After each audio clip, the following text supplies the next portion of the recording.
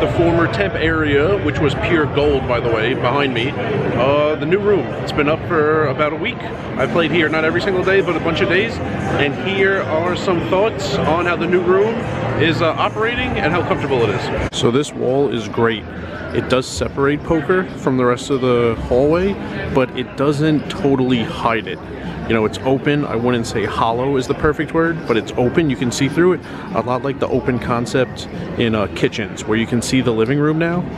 It's so much better than having a door or a solid wall or a wall that goes up to the ceiling. I really don't like those. And here is the rail at Sahara.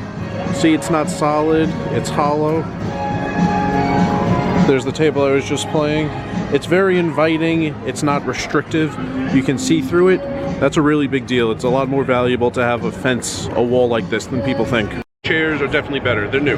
The old ones were old, a lot of them, if you raised them up and sat on them, they would just go back down. The lever really didn't do much. These new ones don't just work, they have the 3-lever system. Front lever controls whether your knees are above or below your waist, middle one, seat up and down, and the back one, whether you're reclined or your back is straight up. Tables are also new. I showed in a previous video the tables mid-build. New felts, new rail, new tables as a whole.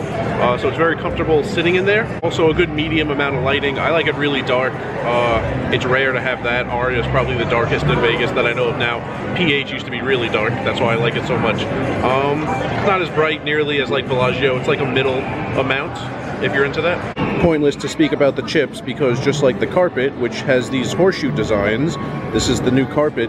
We're hearing by December 15th, we are going to get everything saying horseshoe instead of Bally's, including the chips. So we're still working with Bally's chips, but soon everything is going to say horseshoe on them. So new chips upcoming. Let's talk operational now. The board.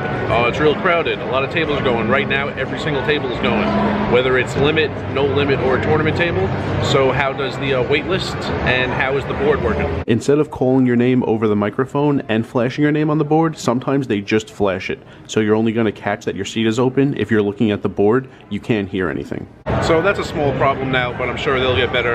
A lot of new employees, including some that are running the board and the wait list, so I'm sure that'll be fine. But for right now, sometimes your name flashes, but you don't hear it. So if you're not looking, you might miss your seat. And let's go to Bravo to see officially the stakes, the games, and how the tiers and comps are working. These are the games and stakes going on at Bally's right now. Like we always have had, 1-3 no limit, 100 min, 300 max. Now there's a new stake, 2-3 no limit, 200 min, $500 maximum.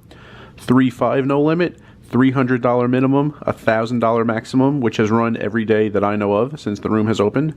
Limit games, 3-6 limit, 4-8 limit. If anyone wants to play, they'll spread it. And not that it has run yet, but PLO. There have been interest lists. I think it'll run eventually, but I have not seen a table yet.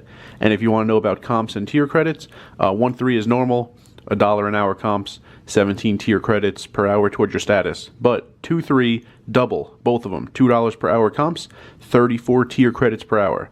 3-5 no limit, also double. 4-8 limit, not that I've seen it run. 3-6 limit has run. I have not seen 4-8 get a table going, but that would be double comps, double tier credits also.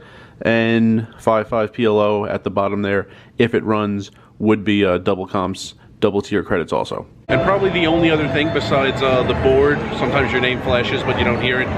Probably the only other thing I dislike right now, the dealer uniforms changed. They were wearing golf shirts, short sleeves, and now they're wearing long sleeve button-down shirts.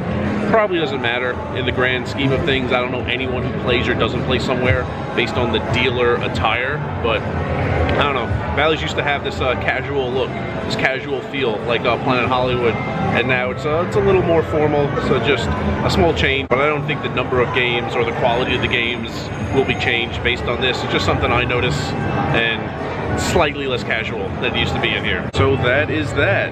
I will show you as much of the temp area as I could on screen right now. That's probably the last update on the new Bally's room. Hope you enjoyed all the updates along the way, going back to like late July when I came back from Council Bluffs. The new room is operational right now, maybe one more when everything says horseshoe, including the chips. Maybe I'll show you a few of the chips. Don't know exactly what color they're going to be. I know we got these weird red/pink/orange chips for the 5s right now. No one knows exactly what color to call them, so maybe one more video, but this pretty much wraps it up. New room in Bally's is operational, the Hall of Fame poker room. Yeah, I got it at the stadium in May.